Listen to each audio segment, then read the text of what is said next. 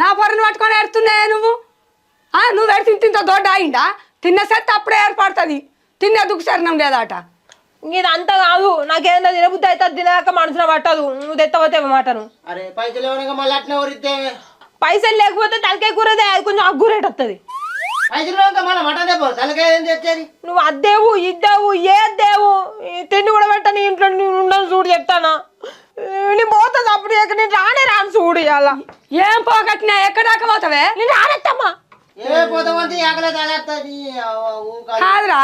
మరి తెత్తేమవుతుంది ఇంత ఏదో ఒకటి తలకాయ అంటుంది కదా తేపో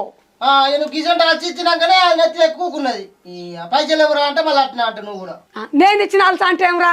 నువ్వు తెచ్చేదానికి ఏంద్రా ఎప్పుడు పైసలు లేవు అంటావు నువ్వు అయినాక పని నువ్వు ఇద్దరు ఏమో అదొక్కటే తింటుందా మాదత్తది ఇక ఆయనతోనే మన ఉద్దరు నాకు తేపో